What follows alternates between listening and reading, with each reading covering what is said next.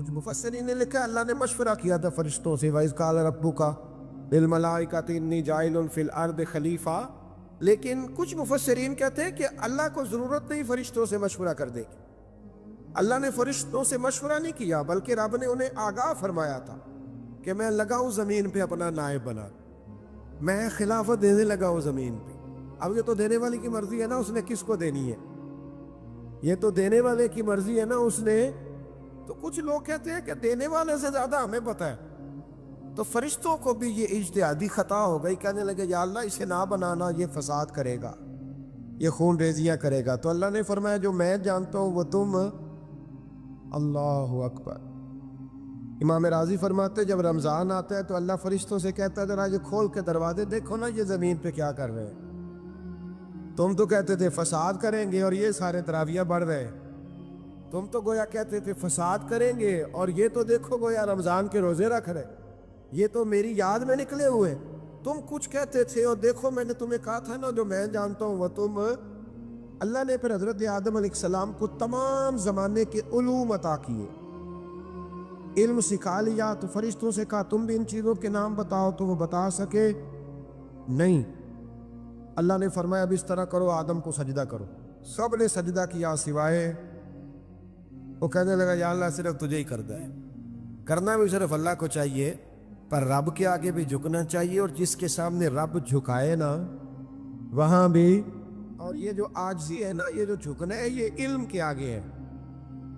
ہماری مصیبت یہ ہے کہ ہم علم کے آگے بھی گردن جھکانے کو تیار نہیں ہوتے، وہاں بھی ہم خود عالم فاضل بن جاتے ہیں. تو فرمایا کہ سب سے کہا سجدہ کرو، سب نے سجدہ کیا سوائے ابلیس کے. تو پھر ہوا کیا وَكَانَ مِنَ الْكَافِرِينَ، وہ کافروں میں سے ہو گیا. پھر اللہ نے حضرت آدم کو اور جناب حوا کو نا مقام دے دیا جنت میں رہنے کے لیے، اور کہا سارا کچھ کھانا، درخت کے قریب نہ جانا.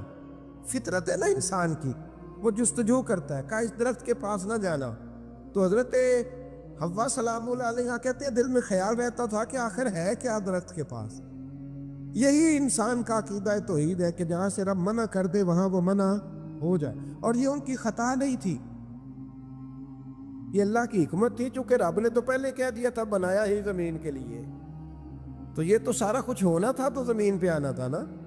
تو حضرت حوا اور جناب آدم کے پاس شیطان آیا، اس کو نکال تو دیا تھا پر ابھی اس کا جنت میں آنا جانا بند نہیں ہوا تھا، یہ بھی اللہ کی حکمت تھی.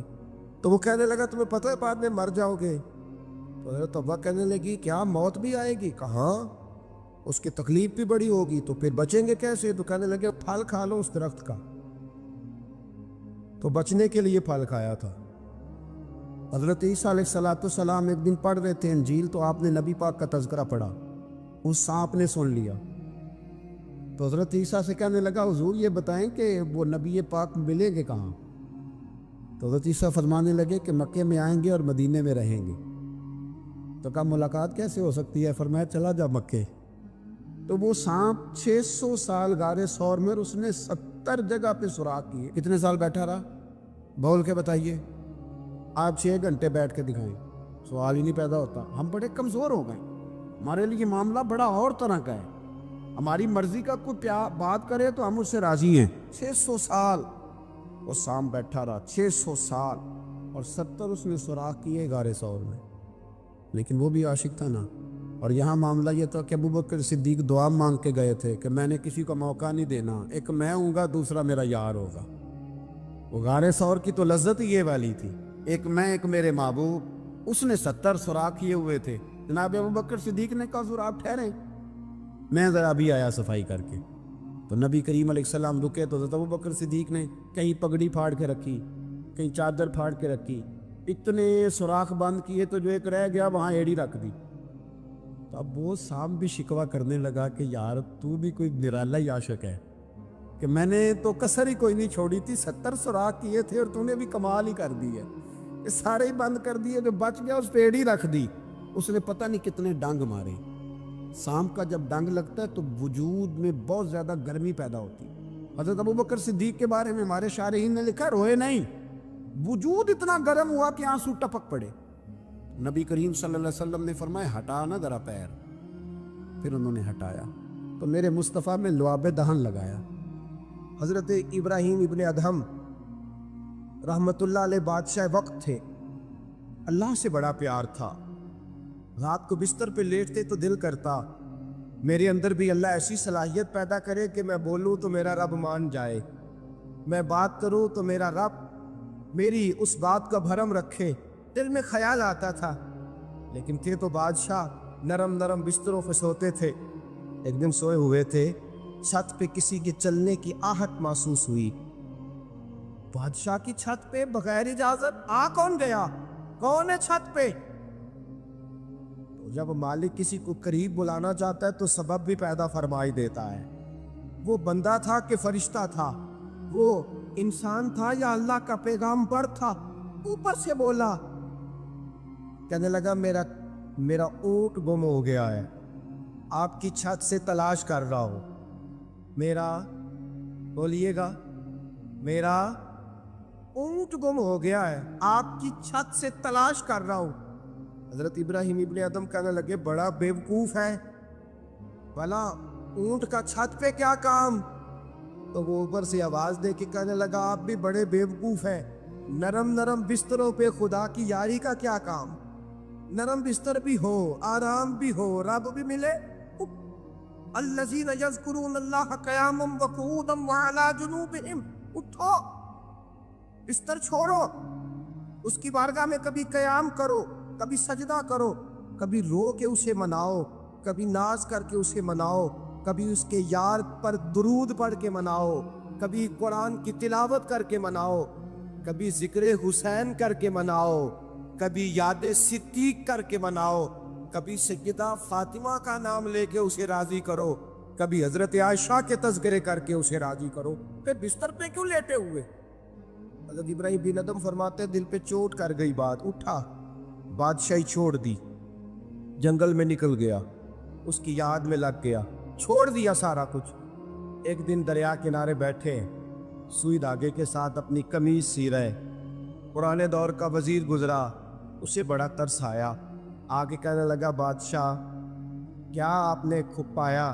دیکھو نا کتنی آپ کی سلطنت تھی، کیسے عیش و عشرت تھے، ایک اشارہ کرتے تھے تو سارا ملک اکٹھا ہو جاتا تھا، اب آپ کو کپڑے سی کے دینے والا بھی کوئی نہیں رہا، اپنے ہاتھ سے آپ کپڑے سی رہے ہیں، یہ کیا آپ نے اپنا حال کر لیا ہے؟ جے تو وکیا عشق بازار بھی نہیں، جے تو چڑھیا اتے بار بھی نہیں، ایڈا سستا سودا پیار بھی نہیں، ایٹا سوکھا لبدا یار بھی نہیں، کئی جنگل گانے پیندے نے، کئی دوزخ لگنے پیندے نے، جو اس ملوں بھی مل جاوے، ایڈو سستا ہور وپار بھی نہیں، کچھ سمجھ نہیں آندی لوکاں نوں، اوکا دے نال شہید کرے، ڈٹھی یار دے ہاتھ تلوار بھی نہیں، پر او دا خالی جاندہ وار بھی نہیں۔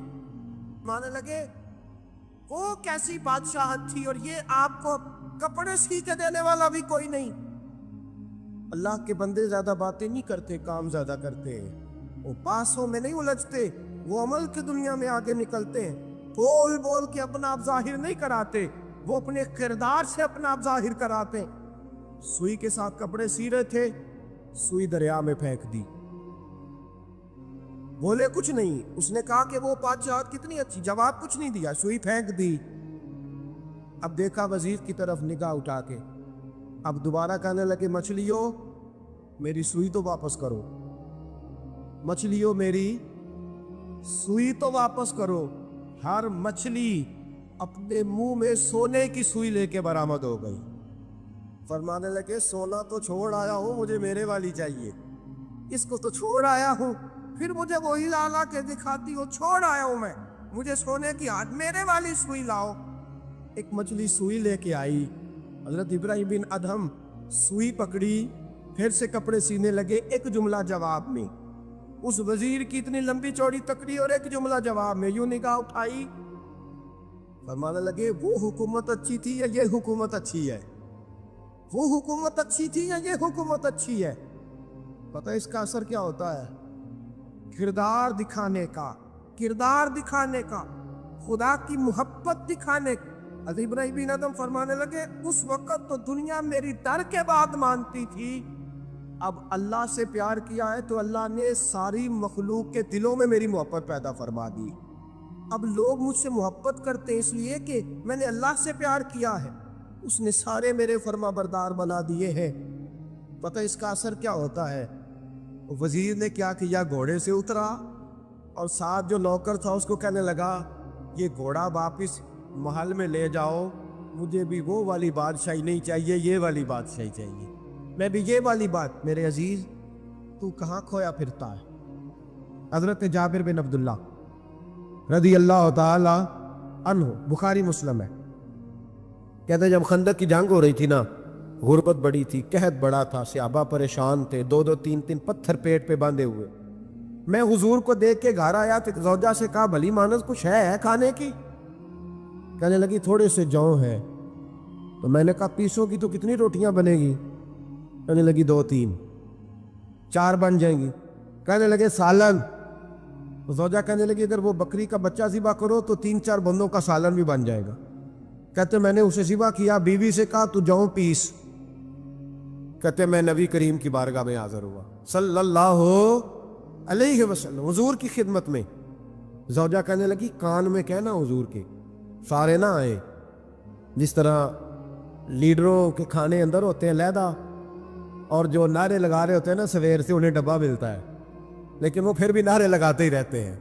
مجھ پہ الزام لگنے لگا ہے کہ آپ سیاست دانوں کو ہر جمعے میں رگڑا دیتے ہیں، تو میں کہنا انہوں صحیح کر چھوڑو، پھر اسی مڑ جانے تنوا کو سیانے ہو جائیں۔ یہ سیانے نہیں ہو رہے، ہمیں بات کرنے کی بھی اجازت نہیں۔ شعر کہہ دیتا ہوں کہ ہم آہ بھی کرتے ہیں تو ہو جاتے ہیں بدنام، وہ قتل بھی کر دے تو چرچا نہیں ہوتا۔ انہوں نے کدے پوچھا جی، سانو آخیا جی چپ رہو۔ لیکن بھائی یہ اس ممبر کا تقاضا ہے، میرے امام اعظم کا فتویٰ ہے، جو عالمی حالات سے باخبر نہ ہو وہ جمعے کا خطبہ نہ دے۔ وہ جو رٹی رٹائی باتیں ہم سے نہیں ہوتی، اس لیے کہ جلال بادشاہی ہو یا جمہوری تماشا ہو، جدا ہو دین سیاست سے تو رہ جاتی ہے چنگیزی۔ حق بات انشاءاللہ ہو رہی ہے اور ہوتی رہے گی، اور بات صاف ستھری ہے۔ اگر کوئی بات ایسی ہوگی تو وہ بات اگر غوث پاک اپنے خطبہ جمعہ کے اندر کہہ سکتے ہیں کہ میں ظالموں کو حکمران نہیں بننے دوں گا، تو ہم تو ان کے نوکر ہیں نا، پھر ہم قادری کیسے ہوئے اگر غوث پاک کے طریقے پہ عمل ہی نہ کریں تو؟ اس لیے مہربانی کرے ہمیں کوئی شخص ایسا مشورہ نہ دے، بلکہ کئی دفعہ ظلم ہوتا ہے، جب کوئی مشورہ دیتا ہے تو عورتیں تو انہوں دل کرتا ہے۔ اس لیے مہربانی کرے ایسی کوئی مشاورت نہ کرے، بالکل جو غلط بات کرے گا اس پہ ہم بولیں گے، اور آہستہ آہستہ نہیں، کھل کھلا کے بولیں گے، بالکل بولیں گے، اس لیے کہ اللہ نے زبان دی ہے، وہ کسی وڈیرے کے قدموں میں بیٹھنے کے لیے نہیں دی، وہ رسول اللہ کے ترانے پڑھنے کے لیے دی ہے۔ ترانے پڑھنے، اگر حضرت بلال رسیوں میں بند ہو کے اور ابو لہب اور عتبہ اتیبہ اور عبداللہ بن جدان اور امیہ بن خلف جیسے لوگوں کے بیچ کھڑے ہو کے کہہ سکتے ہیں نہیں بات جو سچی ہے وہ کی جائے گی، تو ہم ممبر رسول پہ بیٹھ کے نہیں کہہ سکتے؟ اپنے بھی خفا مجھ سے ہے، بیگانے بھی ناخوش، میں زہر حلال کو کبھی کہہ نہ سکا کن، میں کہتا ہوں وہی بات سمجھتا ہوں جسے حق نے ابلائے مسجد ہوں میں توحید کا فرزند۔ اس لیے کوئی شخص اس نہ سمجھے، ہاں یہ بات علیحدہ ہے کہ ہمارا سیاسی ایجنڈا کوئی نہیں، ہمارا ایجنڈا رسول اللہ کی نوکری ہے صلی اللہ علیہ، سیاسی ایجنڈا کوئی نہیں۔ اللہ کے وقت کی محبت تو سیاست کا چلن چھوڑ دیا، ہم اگر عشق نہ کرتے تو حکومت کرتے، وہ بات علیحدہ ہے۔ بہرحال عام دام پر سر مطلب، حضرت جابر بن عبداللہ رضی اللہ تعالیٰ عنہ کہتے زوجہ نے کہا کان میں کیا نام، میں نے کان میں جا کے کہا حضور 2-4 بندوں کی روٹی ہے، آ جائیں کھانا کھا لیں۔ وہ والا رنگ نہیں تھا نا کہ لیڈروں کا کھانا اور کارکنوں کا کھانا چلو اور گل کر لینے، پیران دی یخنی تے روٹیاں پہ ہو کے کہندے حضرت جی بیمار نے تے مرید لنگر کھانے دے شفا ہے، تے میں کہا تم ہی کھا مار تینوں بھی شفا ہو جائے گی، تو اپنے لیے تے چوری پکائی اندر، یہ رنگ وہاں نہیں تھا۔ میرے نبی پاک سید عالم صلی اللہ تعالی علیہ وسلم کے کان میں کہا حضور 4-5 بندوں کی روٹی ہے، حضور باہر نکلے خندق سے، باہر نکل کے فرمایا چلو بھائی سارے، جابر نے کھانا پکایا ہمارا۔ حضرت جابر کہتے ہیں میں نے دوڑ لگائی، گھر آ گیا، اور میں نے کہا تجھے تیری مار ہوئے، حضور تو 1000 سے زیادہ بندہ لے کے آ رہے، تو کہتی تو نے کہا نہیں تھا نبی پاک سے 4-5 بندوں کا ہے۔ حضرت جابر کی زوجہ کا عقیدہ سنو، کہنے لگے میں نے تو کان میں کہا تھا، دوسرے نے سنا بھی نہیں، وہ تو حضور نے کہا سارے چلو، تو کہتے ہیں زوجہ مجھے تسلی دینے لگی، کہنے لگی بس پھر جو نبی آ رہے ہیں وہ انتظام بھی کرائیں گے، جو آ رہے ہیں وہ انتظام بھی کرائیں گے۔ کیا کہا مولانا حسن رضا نے، قلم توڑ دیے، کہنے لگے آج جو عیب کسی پر نہیں کھلنے دیتے، آج جو عیب کسی پر نہیں کھلنے دیتے، ارے کب وہ چاہیں گے میری حشر میں رسوائی ہو، دل میں ہو یاد تیری کوچائے تنہائی ہو، پھر تو خلوت میں عجب انجمن آرائی ہو۔ کہتے حضور آئے 1000 سے زیادہ کا لشکر لے کے، اور مجھے فرمانے لگے روٹیاں نہ پکانا، پہلے آٹا میرے پاس لاؤ، اور چولہے سے کھانا نہ اتارنا، مجھے لے جاؤ۔ کہتے میں نے سالن بھی پیش کیا، روٹیاں بھی۔ حضور نے تھوڑا سا لواب دہن آٹے میں ڈال دیا، لواب دہن، تھوڑا سا لواب دہن ہنڈیا میں ڈال دیا، فرمایا اب نکالتے جاؤ اور کھاتے جاؤ، میرا جھوٹا ہو گیا، اب نکالتے جاؤ۔ حضرت جابر ابن عبداللہ کہتے ہیں 1400 بندے نے کھایا، ہمیں نہیں پتا روٹیاں کدھر سے آئی، اتنی برکت ہوئی پتہ نہیں کدھر سے آئی، سالن پتہ نہیں کدھر سے آیا۔ کہتے ہیں سارے سیر ہو کے کھا لیا تو فرمایا چلو بھی جاؤ جا کے کام کرو، مجھے فرمانے لگے اب تو بھی کھا، آ جا بچے بھی بلا۔ کہتے سب نے کھایا، حضور اٹھ کے جانے لگے تو فرمایا ذرا روٹیاں دیکھ، پہلے زیادہ تھی کہ اب زیادہ ہے، ذرا دیکھنا سالن پہلے زیادہ تھا کہ اب زیادہ ہے۔ تو میں نے کہا نہیں حضور پہلے سے زیادہ ہے، میرے محبوب کے تبرک میں اتنی برکت ہے۔ تو حضور کے وجود سے جو چیز لگ جائے تو اسے قیمتی نہیں سمجھتا؟ کہاں بیٹھ کے دین پڑھا ہے؟ یا ہمیں سمجھا لے یا پھر ہم تجھے سمجھائے، صحیح تینوں سمجھائیے تو صحیح کر کے سمجھائیے۔ ان لوگوں کو گمراہ کرتے ہو، اتنا غلط نظریہ، اس قدر غلط ہو۔ میں نا غار ثور پہ چڑھنے لگا تو مجھے وہاں ایک نیچے صاحب مل گئے، کہنے لگے اتھے کی لین چلے ہو؟ میں کہ تینوں اسی اتھوں میں نہیں پوچھ کے آیا جدو کرو آئے ہیں، اتھوں میں نہیں تینوں پوچھنا بے لیا، تو غلط فہمی دا شکار ہے۔ کہنے لگا وہ تو حضور تو کام سے گئے تھے، آپ کو کیا کام ہے؟ میں کہ ایسے لئے ٹائم نہیں تیرنا گل کرن دا، اس وجہ سے کہ سانوں تے غار ثور پہ یاد ہوں دی ہے۔ وہ واپس آ گئے، عام آدمی تھا، خیر وہ کہیں سے آیا ہوا تھا، اردو بولتا تھا۔ تو میں ایک عمرہ کرنے کے لیے جارانہ سے واپس آیا تو طواف ہم کر رہے تھے، وہ بھی مجھے نظر آ گیا دوڑتا ہوا، میں انہوں آواز مار لی، میں کیا حضرت حاضرہ تے پانیاں سے دوڑیا سن تو کا تو چھالا ماری پھر دے او بیائی کولر تے جا بھی رام کر جا کے، کہندے نہیں انہاں دی ادا تے ادا کرنی ہے۔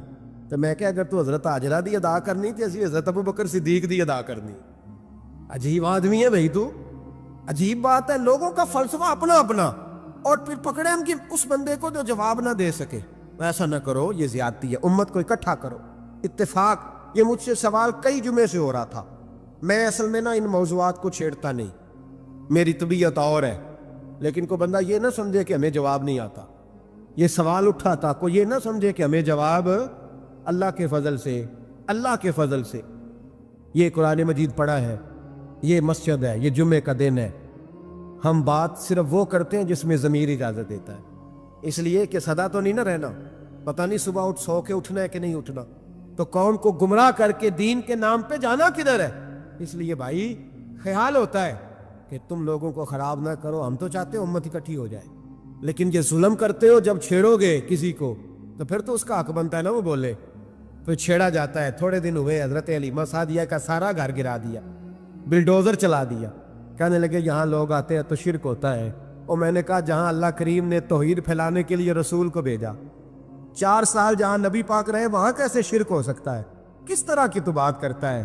بہرحال جہاں میرے نبی پاک بیٹھ جائے وہ جگہ برکت والی ہو جاتی، اس جگہ کو چومنا مسلمان کا ایمان ہے، اس جگہ پہ سجدہ کرنا مسلمان کا ایمان ہے، اس جگہ بیٹھ کے تبرک حاصل کرنا یہ مسلمان کا۔ میں تو پہلی دفعہ ریاض الجنت میں داخل ہوا تو میرے ساتھی کہنے لگے کیا ہوا؟ میں کہا ادھر آؤ، لوکاں نو اگے جا کے ملنی، سانو ایتھے ہی لب گئی جے، روضۃ من ریاض الجنہ، بار حدیث لکھی ہے، حضور نے فرمایا جو یہاں آ گیا وہ جنت میں آ گیا۔ یہ ہے عرض جنت، یہ طیبہ کی زمین ہے، جنت بھی یہی، مال کے جنت بھی یہی ہے۔ ایک بات اور کرنی ہے، بڑی ضروری ہے، میری بھی اور آپ کی بھی ذمہ داری ہے، اس کو بھی ضرور کرنا چاہتا ہوں، سن لیں۔ محمود غزنوی نا گزر رہے تھے، یہ آپ نے نا میری طرف دیکھنا ہے، یہ بات سنتے ادھر دیکھو، خاص اہم مسئلہ ہے، اس پر بڑا ضروری ہے آپ کا متوجہ رہنا۔ محمود غزنوی کہتے ہیں میرے دل میں خیال آیا کرتا تھا ہمیشہ کہ میں واقعی سبکتگین بادشاہ کا بیٹا ہوں یا معاذ اللہ میرا باپ کوئی اور ہے، اور ایک خیال مجھے آتا تھا کہ قیامت واقعی قائم ہوگی، شک رہتا، اور تیسرا میرے دل میں خیال آتا تھا کہ یہ مولوی بیچارے کمزور سے ہوتے ہیں، تو حدیث پاک میں آتا ہے کہ علماء نبیوں کے وارث ہیں، تو یہ واقعی حدیث سچی ہے یا مولویوں نے اپنی شان کے لیے بنا لی ہے؟ کہتے شک تھے تین، میں کہتا نہیں تھا کسی سے، پر دل میں رہتے تھے۔ ایک دن میں ہندوستان کی ایک گلی سے گزر رہا تھا، تو دین کا ایک طالب علم نے کونے میں بیٹھ کے تھڑے پہ پھٹے پہ بیٹھ کے سبق یاد کر رہا تھا۔ اسے جب سبق بھول جاتا تو ایک ہندو کھتری کی دکان تھی، اس کے اندر چراغ جل رہا تھا اور ایک چھوٹا سا روشن دان تھا، اینٹ نکلی ہوئی تھی، وہاں سے ایک کرن بار آ رہی تھی روشنی کی۔ تو وہ طالب علم جب سبق بھول جاتا تو کتاب روشنی کے آگے کرتا، عبارت دیکھتا، پھر کونے میں جا کے یاد کرتا۔ محمود کہتے مجھے بچے کا ذوق بڑا اچھا لگا، میں نے اسے بلایا، میں نے کہا بچے تم لالٹین کیوں نہیں خریدتے؟ تو کہنے لگا میں یتیم ہوں اور رسول اللہ کا دین پڑھنا میرا شوق ہے، مدرسے میں پڑھتا ہوں پر غربت ہے، لالٹین نہیں۔ کہتے میں نے اسے تھپکی بھی دی اور لالٹین بھی دی۔ میں نے اسے کہا 2 سپاہیوں کی ڈیوٹی لگائی، جب تیل ختم ہو جائے تم نے تیل پہنچانا ہے۔ محمود کہتے زندگی میں بڑی نیکیاں کی تھی پر جتنا سکون آج ملا پہلے کبھی نہیں ملا تھا۔ کہتے شاہ کی نماز پڑھی تو دل میرا ٹھنڈا ٹھنڈا ٹھار، پھولوں کی سیت پہ میں سویا۔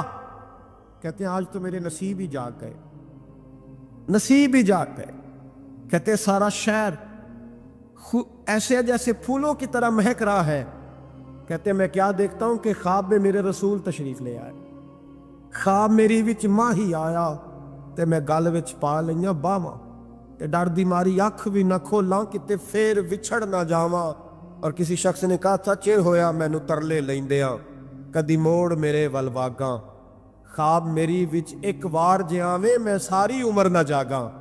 کہتے حضور آئے خواب میں، ایک جملہ حضور نے کہا، ایک جملہ نبی پاک صلی اللہ علیہ وسلم نے کہا ایک، اور میرے تینوں سوالوں کے جواب دے دیے، ذرا دل کے کانوں سے سننا۔ کہتے محبوب فرمانے لگے او سبکتگین کے بیٹے، تو نے آج میرے ایک وارث کی خدمت کی ہے، میں قیامت کے دن تیری سفارش کروں گا۔